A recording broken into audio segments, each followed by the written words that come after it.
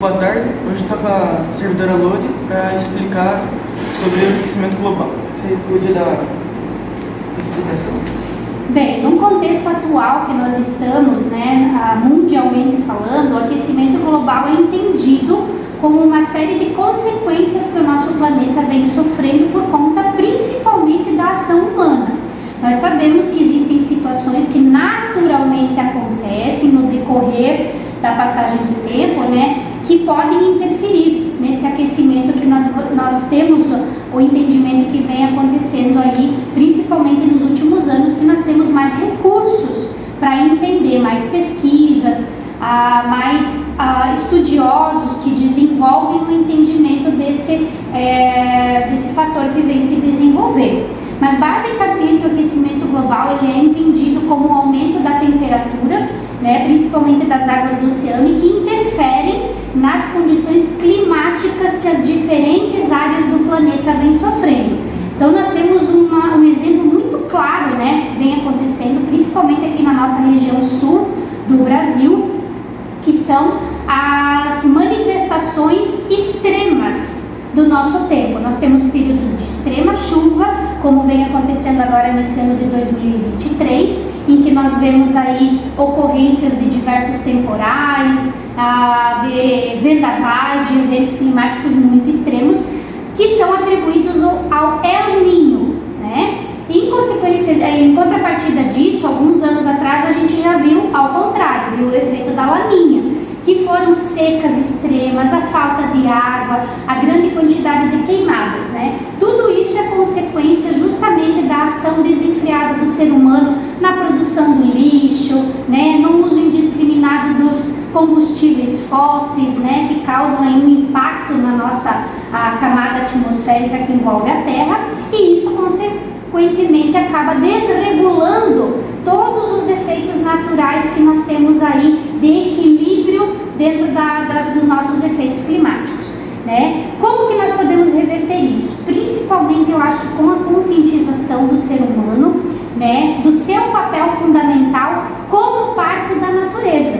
O ser humano precisa entender que ele tem que ser mais racional, que ele tem que ser mais sustentável, precisamos investir em tecnologias de reutilização dos materiais, principalmente recicláveis, Então isso é muito importante. Acho que a principal ação para reverter a situação que nós estamos atualmente é a conscientização e a educação do ser humano, Quando a gente conseguir perceber que nós somos parte da natureza e que a maior consequência é com a nossa convivência, eu acho que as pessoas vão acreditar mais e vão agir de forma mais consciente para melhorar essa situação do aquecimento global. Seria isso? Seria isso. Olá pessoal, hoje eu vou ensinar como é que funciona o El Niño e Laninha. O El Niño se destaca por ser um fenômeno climático muito misterioso ainda entre os geoclimáticos, entre o pessoal da ciência, porque não dá de saber a periodicidade dela e nem muito bem as origens dela, de como é que funciona, de como é que surge.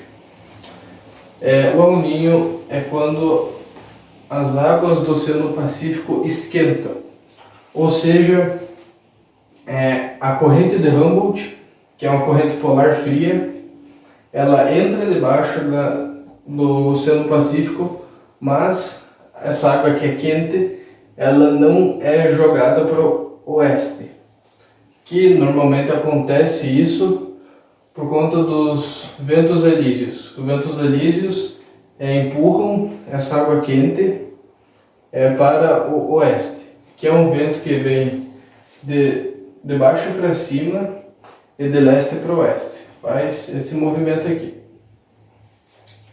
E o El Niño é justamente quando os ventos alísios se enfraquecem, não empurrando essa massa de ar quente e água quente para o oeste.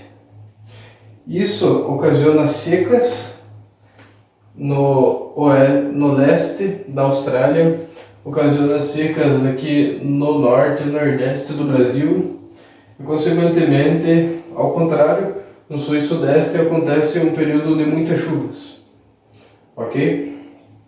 E a Laninha é justamente o contrário.